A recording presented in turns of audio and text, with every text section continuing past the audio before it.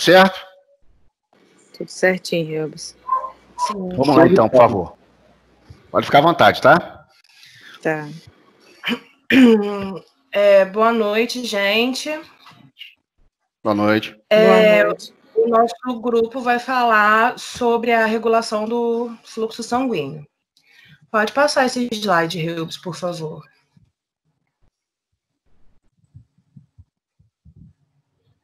Rubens. Já passei. Tá passando pra vocês, não? Agora passou. Tá, Agora joia. foi. É porque demora um pouquinho mesmo. Tá bom.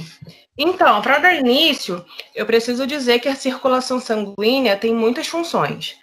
E sua principal função é de atender às necessidades de todos os tecidos, transportando nutrientes até eles e removendo os produtos de excreção. A circulação sanguínea também leva hormônios de uma parte do corpo para outra. E, em geral, mantém em todos os líquidos teciduais um ambiente adequado à sobrevida e ótima função das células. Pode passar, Rubens, por favor.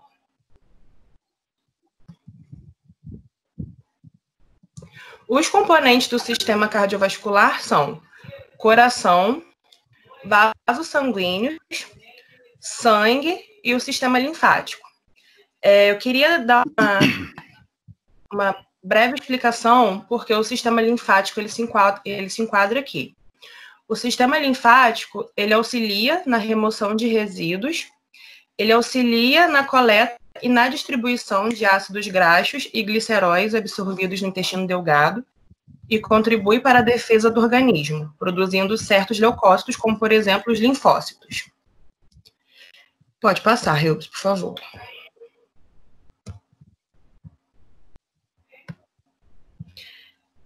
Aqui vocês estão vendo a imagem que todo mundo acho que já conhece, né, a anatomia do coração. Mas antes de falar da anatomia do coração, eu queria falar que o coração é responsável por manter o sangue circulando nos vasos, utilizando o mesmo conceito como se fosse uma bomba mecânica. Aí aqui, pela imagem, eu vou explicar que o sangue oxigenado sai do coração pelo ventrículo esquerdo, percorrendo o corpo, fornecendo às células o oxigênio, e também capta os resíduos celulares. Ele retorna para o coração pelo átrio direito. Através do ventrículo direito, o sangue é impulsionado para a circulação pulmonar, onde é novamente oxigenado. Aqui no slide a gente está falando sobre o fluxo unidirecional do coração. Esse fluxo unidirecional é porque o coração ele tem que seguir uma única direção, né? O sangue não pode retornar, é sempre para frente, nunca para trás. E esse fluxo unidirecional, deixa eu só me achar aqui, um minutinho. Aqui. O que acontece? O átrio direito, ele se comunica com o ventrículo direito pela válvula tricúspide. O átrio esquerdo se comunica com o ventrículo esquerdo pela válvula mitral. Só para explicar rapidinho, as válvulas são membranas que se achatam quando o sangue passa em determinado sentido. As válvulas impedem o retorno, no caso, a válvula tricúspide e o ventrículo direito pela válvula tricúspide, a válvula tricúspide e a válvula mitral impedem o retorno do sangue dos ventrículos para os átrios. E as válvulas aórtica e pulmonar impedem o retorno do sangue da aorta e da artéria pulmonar para os ventrículos durante a diástole. Todas essas válvulas, elas se fecham e abrem passivamente. Do lado esquerdo do coração, como todos já sabemos, do lado esquerdo do coração só passa sangue arterial, que é o sangue rico em oxigênio, né? E do lado direito do coração só passa sangue venoso, que é rico em gás carbônico. Pode passar, Rubens, por favor.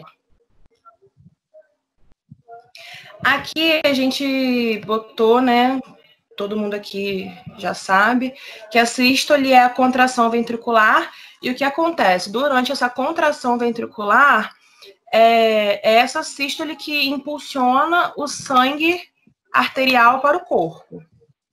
E a diástole, que é o relaxamento ventricular, é quando o coração relaxa e assim o sangue venoso retorna para o coração.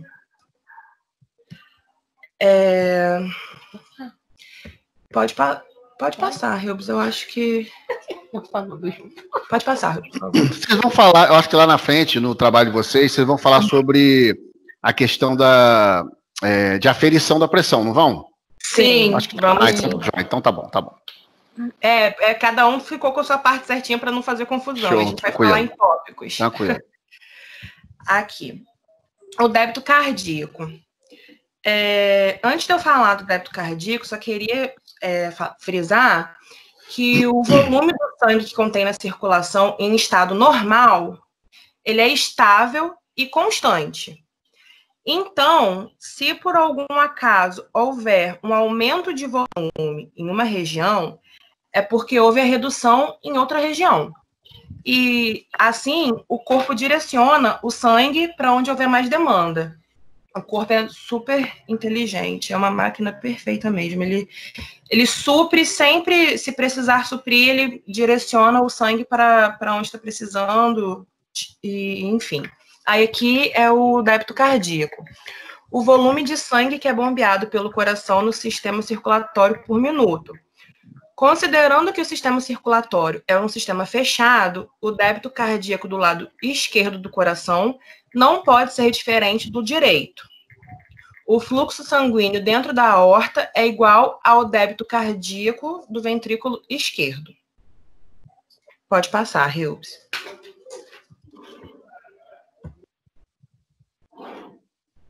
Boa noite.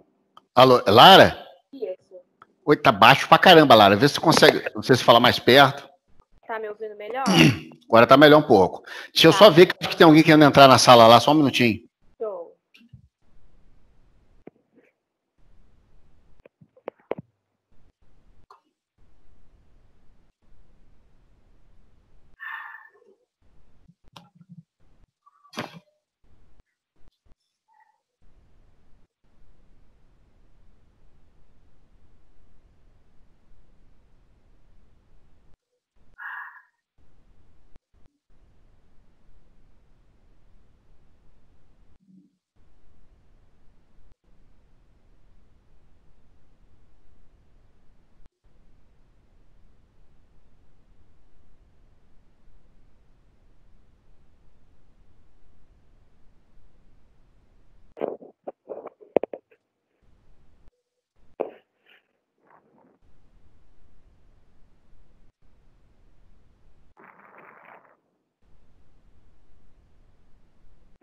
Rubens.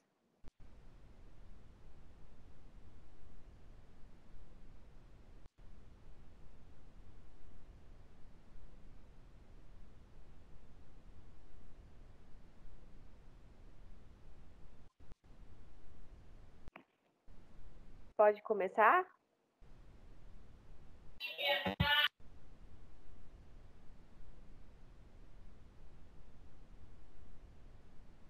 Tem alguém me ouvindo? Eu não tô ouvindo, ó. Tá bem baixo, Lara. Tá muito baixo? Tá um cadinho. Agora melhorou. Vou falar bem pertinho no telefone, porque eu tô no celular. Mas deu uma melhorada, Lara. Tá bom agora, tá pra ouvir legal. Então tá show, vou só esperar a Rubens. Tá.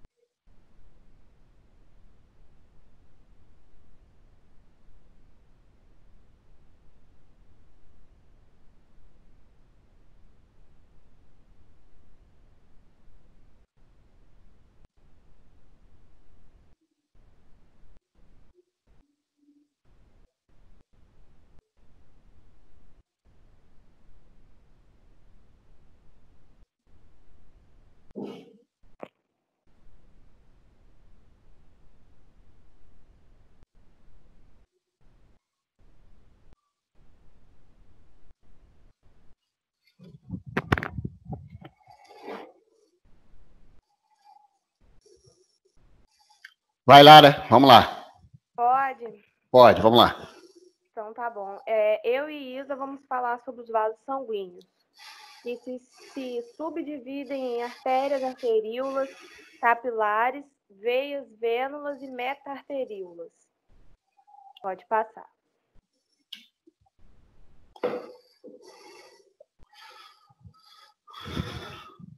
As artérias, ela errou aqui na escrita desse tópico. A gente escreveu assim: as artérias transportam o sangue para os tecidos periféricos sobre alta pressão e baixa resistência. Não é baixa resistência, ela, por transportar o sangue sobre alta pressão, ela precisa de uma alta resistência, senão não suportaria. E a gente vai corrigir antes de mandar para a turma. Não, deixa eu te falar. Essa questão de baixa resistência aí, não é questão de resistência da parede do vaso, não, para suportar a força, não, porque não é isso, é questão de fluxo. Quando está falando de baixa resistência aí, quer dizer que o sangue passa, por conta da pressão estar elevada, e fisiologicamente falando, tá? Ele passa sem ter um atrito com a parede do vaso. Isso é que é baixa resistência que ele está falando aí. Ah, tá. Porque Então tá correto, é isso aí mesmo. Então tá show. Aí as artérias são vasos sanguíneos que garantem o transporte do sangue do coração para os diferentes tecidos do corpo. E dessa forma, elas permitem com que ocorra o fornecimento de oxigênio e nutrientes para todas as células. Elas apresentam grande calibre e, à medida que se distanciam do coração, vai havendo uma redução do seu diâmetro, que então elas se transformam em arteríolas. Pode passar. As arteríolas são artérias num diâmetro menor. E são ramificações das artérias. E arteríolas ainda menores são capilares, no caso, podendo ser arteríolas ou vênulas. Em diâmetro menor, se transformam em capilares. Pode passar. Os capilares, eles são vasos sanguíneos que apresentam um pequeno calibre. E somados às artérias e veias, fazem parte da imensa rede de vasos que passa por todo o nosso corpo, garantindo a circulação do sangue no nosso organismo. Aí aqui a gente escreveu que trocam líquidos e nutrientes com os espaços intersticiais. Nesses espaços existe o líquido intersticial, que eu vou ler uma breve explicação sobre. Durante a circulação do sangue, juntamente com alguns glóbulos brancos, sai dos vasos sanguíneos, sob pressão, um pouco de líquido que entra no espaço entre as células, que são os espaços intersticiais, formando o chamado fluido intersticial ou líquido intercelular. E o excesso desse líquido pode passar, Reubens, por favor.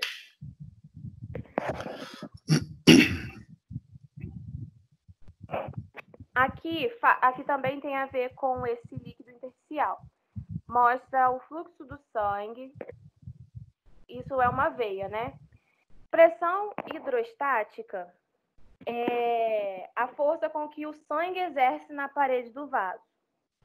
E pressão osmótica é a pressão que deve ser aplicada sobre uma membrana semipermeável para evitar que o solvente atravesse. Então, aqui mostra a pressão hidrostática e a pressão osmótica. Aqui fora o líquido intersticial e mostra o capilar. Pode passar. Eu não falei no slide anterior, mas não tem problema, que fala que os capilares eles podem ser contínuos, que são capilares sem interrupções, e eles são encontrados em tecidos conjuntivos, musculares, nervosos e etc. Ou então fenestrados, que eles possuem poros. E podem ser encontrados em pâncreas, rins, intestinos e entre outros. Nos capilares, que ocorre a troca de substância entre o sangue e os tecidos. Pode passar, por favor.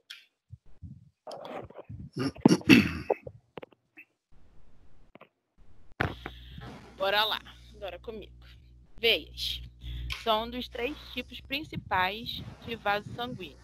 Levam sangue ao coração, com exceção da veia pulmonar.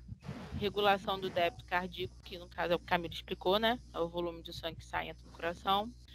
Tem a parede fina, transparente, circulação passiva, dependente da musculatura estriada adjacente, sem pressão ou pulsação.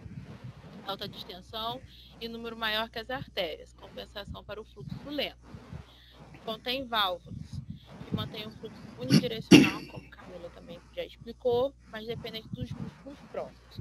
Aí uma curiosidade que eu achei aqui, que eu achei para mim, algumas regiões não possuem válvulas, que é o encéfalo e o pescoço. Plexo nervoso paravertebral, que é uma rede de veias que se estende ao longo de toda a coluna vertebral. É constituído de veias delgadas e sem válvulas. Pode passar. Essa outra parte aqui, Igor vai explicar também mais à frente. Então, não adentrei das válvulas não funcionantes para não embolar.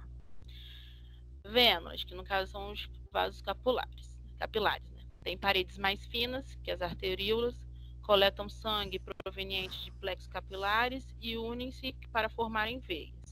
É um pequeno vaso sanguíneo que faz o sangue venoso retornar dos capilares para as veias. Participa nos intercâmbios entre os tecidos e o sangue, nos processos inflamatórios. E podem influenciar o fluxo do sangue nas arteríolas, através de produção e secreção de substâncias vasoativas difusivas. Pode passar, Rio. Ui, pensei que você ia fazer uma pergunta. Chega, gelei. Não, depois. Depois. Eu tô num suador aqui. Que isso, gente? Depois, calma. O Camilo falou que ela tava é melhor assim e eu tô passando mal. Que isso, gente?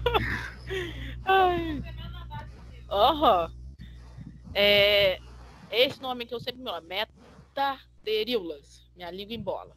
Atua como canais de dupla passagem, permite que as células brancas sigam diretamente ao lado arterial para o venoso, é uma ramificação direta da arteríola, é envolto por músculos lisos que se contrai regulando a circulação nesses vasos, quando não é necessária a ocorrência de fluxo sanguíneo em toda a rede de metateríolas em determinado momento. Esses vasos ligam as arteríolas aos capilares. Pode passar. André, isso agora? Sim, sou eu. É, né? André, só um minutinho, tá, gente? Perdão, rapidinho. Pera aí.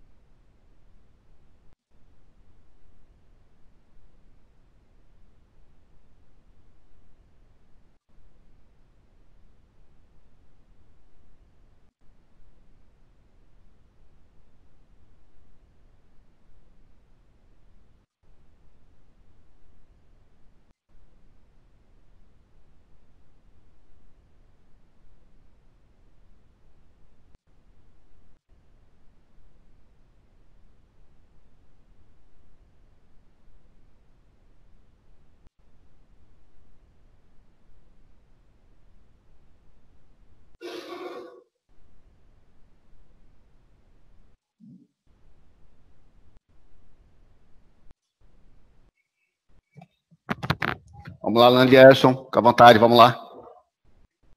Podemos? Vamos lá. Boa noite, professor. Boa noite a todos. Boa noite. Vou falar sobre o fluxo laminar e o fluxo turbulento. Como o senhor já disse na aula de fisiologia, né, um pouco sobre, eu vou falar um pouco mais. O fluxo laminar consiste em o sangue fluir de uma forma estável. Esse perfil ocorre porque as moléculas líquidas que tocam a parede praticamente não se movem, em virtude da aderência com o endotélio vascular. A seguinte camada de moléculas desliza sobre a primeira, a terceira sobre a segunda e assim sucessivamente, apresentando velocidades crescentes de fluxo da periferia para o centro. E o fluxo turbulento consiste em um fluxo de elementos sanguíneos, em padrão desordenado, causado por uma intensidade de fluxo muito elevada ou quando o sangue passa por obstruções no vaso, como trombos, né, que pode estar obstruindo alguns vasos, por um ângulo fechado ou por uma superfície áspera. Pode passar, por favor, professor. Agora sim. Agora vamos falar do fluxo sanguíneo renal. A eficiência do rim como órgão regulador depende da intensidade do aporte sanguíneo. O FSR, que é o fluxo sanguíneo renal, é indiretamente proporcional ao gradiente de pressão entre a artéria e a veia renal. O FSR é inversamente proporcional e resistente dos vasos sanguíneos renais. Aí, antes de passar para o próximo slide, eu gostaria de falar sobre os hormônios que atuam para a regulação do fluxo sanguíneo renal. E, professor, se eu esquecer alguma coisa, o senhor me ajuda, tá? Já comigo. Que são os três principais, que são a angiotensina 2, o ADH e a aldosterona. Vou falar primeiro um pouco sobre a angiotensina 2, que é responsável pelo controle da volemia, que é o volume sanguíneo, e o controle da pressão arterial. Um exemplo que eu achei interessante de trazer é quando ocorre hemorragia, que o volume sanguíneo cai e assim o rim secreta a renina, que é uma enzima que ajuda na produção da angiotensina 1, que é convertida em angiotensina 2, que diminui a taxa de filtração glomerular, que filtração glomerular a gente vai ver no trabalho do, se não me engano, do último grupo, que é sobre filtração renal.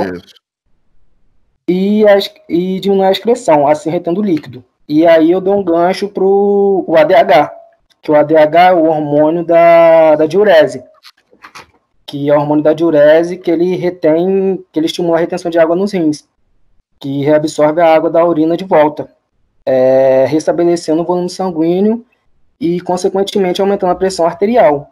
Ou seja, esses dois hormônios em conjunto, através de uma hemorragia, os rins tentam suprir e diminuir um pouco dessa perca sanguínea. Certo? Perfeito, isso aí. Assim, e outra curiosidade, que o ADH ele é suprimido com o consumo de álcool. Porque quando consumimos álcool, a neurohipófise, que é onde é secretado o hormônio do ADH, ele é suprimido. Então, por isso que nós vamos urinar bastante. E assim perdemos sais minerais, bastante água, íons de sódio, potássio, por isso que no outro dia acontece tudo o que acontece, né? Acontece de ter cãibra, dor de cabeça, que quando estamos com pouca ingestão de água, né, é a forma do corpo tentar nos alertar que alguma coisa está errada. E por último, a andosterona, que é secretada pela glândula adrenais ou suprarrenais, que ela estimula a reabsorção de sódio e água pelas túbulas renais e elimina o potássio, excreta o potássio. Alguma pergunta, professor? Depois. Show, pode passar, por favor. Então, as funções do fluxo sanguíneo renal, excreção de resíduos metabólicos, ureia, creatinina, ácido úrico, regulação da hemodinâmica renal sistêmica, ação hipertensor e hipotensor, como eu falei no caso da hemorragia, né? Participação na formação dos glóbulos vermelhos, produção de eritropoetina e participação na regulação do metabolismo ósseo, de cálcio e fósforo, metabolismo da vitamina D. Pode passar, professor, por favor. E a longo prazo, o rim é o centro desse sistema de regulação, controlando a volemia pela absorção de só de água, como eu falei, de exemplo dos hormônios, que são importantes nessa regulação. Pode passar, por favor, professor. Boa noite, galera. Boa noite. Pode passar, Rebus. Eu vou falar sobre... Pode passar. Vou falar sobre o sangue. O sangue, ele é um tecido líquido, né, formado por diferentes tipos de células que são suspensas no plasma. E ele circula por todo o nosso corpo, através das veias e artérias. As veias, elas levam o sangue dos órgãos e de tecidos para o coração, enquanto as artérias levam o sangue do coração para os órgãos e tecidos. Já as células do nosso corpo recebem o sangue através dos vasos sanguíneos de menor porte, denominado de arteríolas, que foi o que Isabela e Lara explicaram, né? Arteríolas, vênulas e capilares. E uma curiosidade que em um adulto circula em média 6 litros de água, de sangue, de água. Pode passar.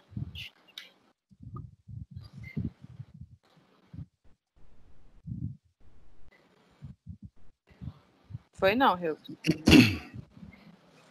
Passei já, vai chegar aí. Agora foi. Como que acontece essa distribuição de sangue para os tecidos? Ela acontece de forma sistêmica, né, e varia de acordo com a necessidade de cada organismo, de cada órgão do nosso corpo. E quanto maior a resistência nas arteríolas, menor o fluxo sanguíneo na mesma. Dentro de um tecido, o fluxo sanguíneo pode ser regulado por esfenictere pré-capilares, que, se você puder voltar aí para mim, é meta-arteríolas, nesse slide, que aí eu vou mostrar. Aí.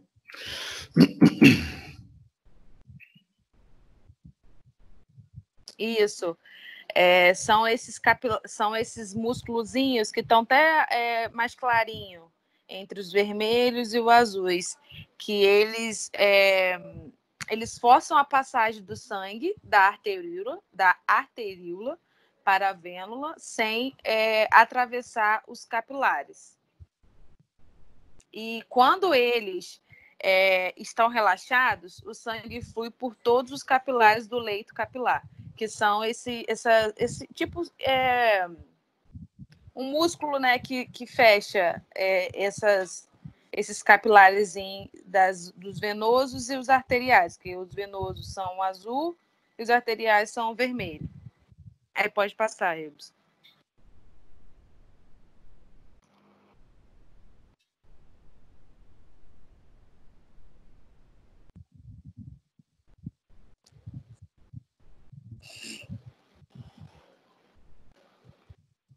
E as moléculas de sangue movem-se principalmente por difusão. Pode passar.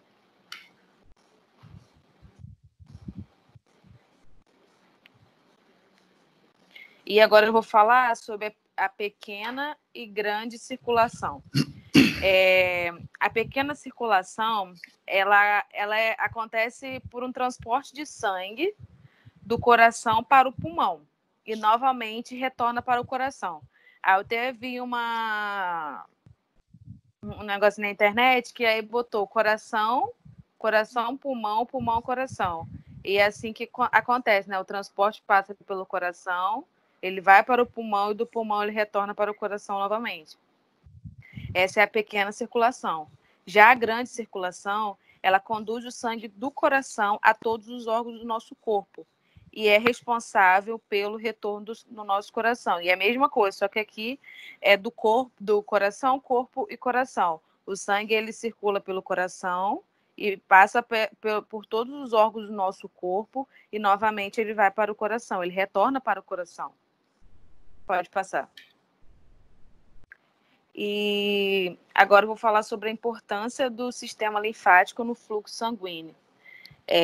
A importância é que ele restaura os fluidos e proteínas, né, filtradas para fora dos capilares. Ele também transfere gorduras absorvidas no intestino delgado para todo o sistema circulatório. E ele serve de filtro para auxiliar na captura e destruição de patogênios externos. Aí eu também anotei aqui uma explicaçãozinha breve, o que é o sistema linfático, né?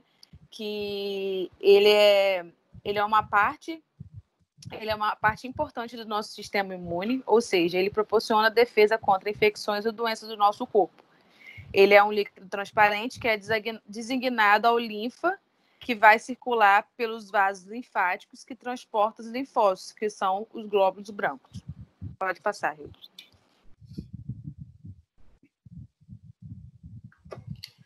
Boa noite, pessoal. Boa noite. Eu vou falar um pouco sobre a pressão arterial. A pressão arterial é a pressão que o sangue exerce contra a parede das artérias. Aí no slide está falando que a pressão normal é 120 por 80 milímetros de mercúrio. Mas com o passar dos anos, a má alimentação, o sedentarismo, a OMS divulgou um artigo recente que alterou a tabela, que passou a ser a 130 por 85, a pressão normal. E a ótima era 120 por 80. Aí pode passar esse slide, por favor.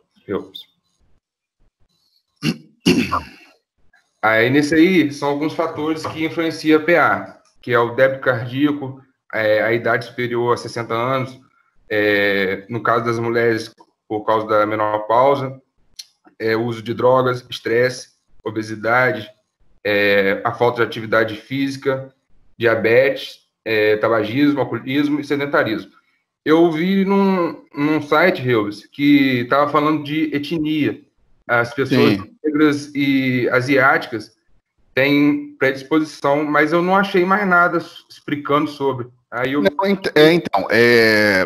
pessoas de etnia africana, quanto mais pura for a linhagem gênica, né, africana e asiática, sem a mistura de genes, né, de países diferentes, maior é a propensão de um cromossomo estar presente nessa população, e esse cromossomo predispor a cardiopatias ou comprometimento cardiovasculares, tá certo? É uma predisposição maior. Não quer dizer que é um carimbo que o indivíduo vai ter uma cardiopatia ou vai ter um comprometimento vascular, mas tem uma propensão maior.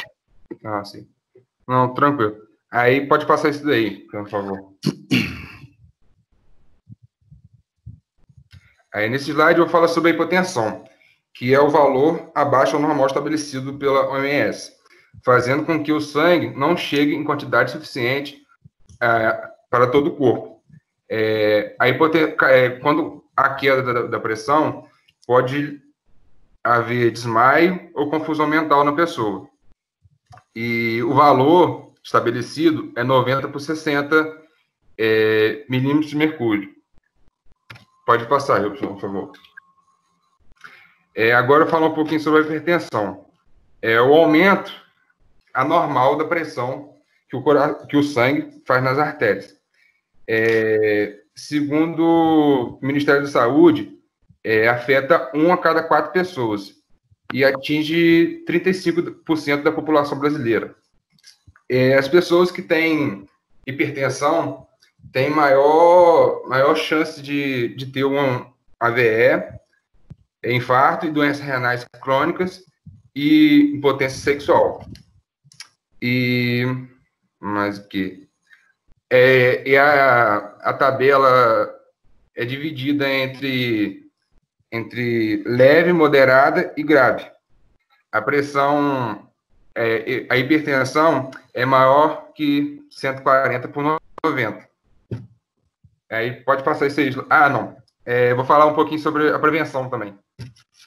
O estilo de vida mais saudável, diminuir o consumo de sódio, alimentação balanceada, atividade física, diminuir o álcool também, parar de fumar, o que vai ajudar muito, né? E a OMS falou que a gente deve ingerir 5 gramas de sódio por dia, que dá uma colher de chá, mais ou menos. E ela falou que a população brasileira ingere mais que o dobro por dia. E aí isso pode passar, Elson, por favor. Isso pode acometer crianças, adultos, idosos, qualquer idade. Aí vou falar sobre a panturrilha. A panturrilha ela é considerada como o nosso segundo coração. Ela é responsável, a panturrilha, o músculo, é responsável junto com as válvulas que ficam dentro das veias, de levar o sangue, retornar o sangue para o coração. Aí está falando que 100 ml de sangue, ela é responsável por levar cerca de 100 ml de sangue por minuto. E exercitar a panturrilha auxilia no tratamento de prevenção de problemas circulatórios, como trombose, varizes e câimbras. E é isso aí, Luz, pode passar. Aí essa parte aí vai ficar com o Nando. E, para finalizar, pessoal, o mecanismo de regulação da pressão arterial, que a curto prazo, os receptores e quimiorreceptores presentes no arco aórtico e no seio carótido controlam a pressão arterial pela distensão vascular nessas regiões. E é isso. Show de bola, galera. Isso aí que você acabou de falar, Nandel, é a questão de reflexo miogênico, tá? Resume tudinho aqui, ó, que você está falando. Que é essa capacidade de dilatar ou contrair um vaso, ou seja, de vasoconstrição e vasodilatação. Nome disso? Reflexo miogênico. Mio de músculo, por causa do músculo liso, né? Gênico, que é por conta de uma nova, como se fosse uma nova formação do vaso, que ele ou se contrai ou dilata. Tá legal?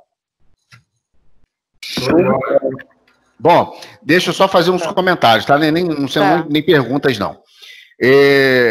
Quando vocês falaram em comprometimento valvular, né, de válvula cardíaca, não importa qual, quando essa válvula, não importando qual das quatro, né, não importa se é mitral, se é pulmonar, tricúspide, não interessa, ela falha, ela está incompetente, qual é a alteração que causa mesmo? No fluxo sanguíneo. Oi, Reubs, repete a pergunta, por favor. Quando ocorre um comprometimento de válvula cardíaca, qual o comprometimento no fluxo sanguíneo que causa?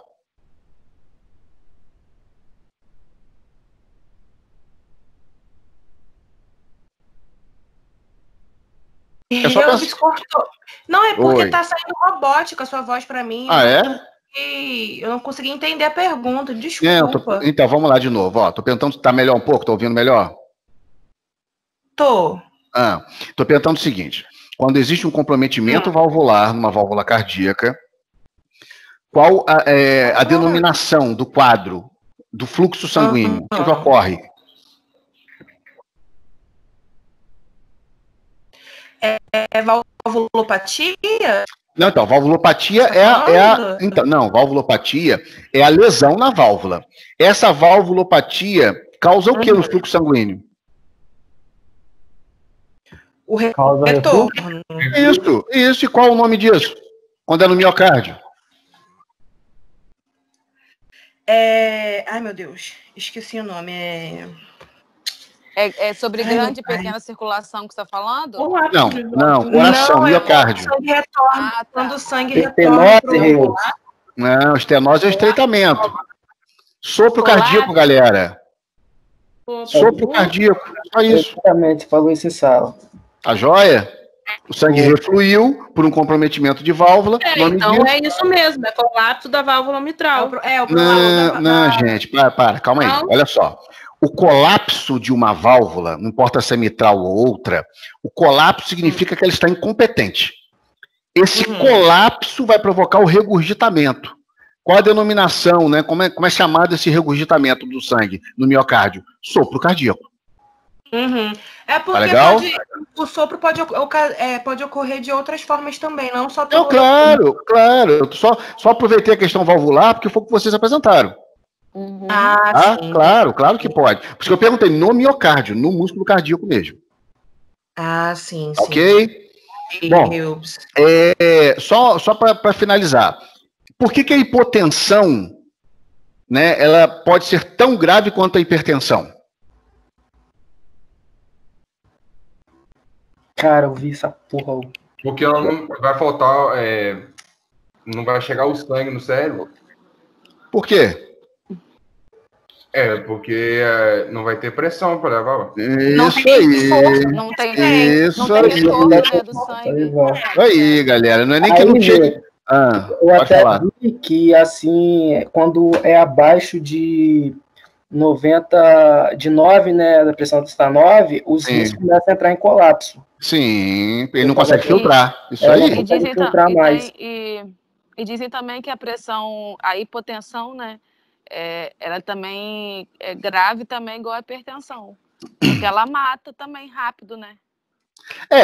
O que acontece? A hipertensão ela é mais popular porque até ela, vamos dizer, ela acontece, a incidência dela é maior e claro que proporcionalmente os riscos são maiores também. A hipotensão ela não é rápida nas lesões, mas ela é o que nós falamos ontem, insidiosa, sabe? Vai se desenvolvendo de maneira assintomática, de maneira silenciosa, mas também provoca lesões importantes. Tá ok, galera? Alguma pergunta aí? Mas eu pergunta, Reubs. Uma pessoa que só tem apenas um rins, sim, ela pode futuramente ter algum problema cardíaco? Se esse rim que permaneceu, que existe, começar a ter algum grau de insuficiência, sim. Ainda mais se a pessoa não fizer nenhuma dieta. Claro. O que não quer dizer que não existam pessoas que têm um único rim numa condição de sanidade, de saúde melhor do que pessoas que têm os dois. Isso tem, tá?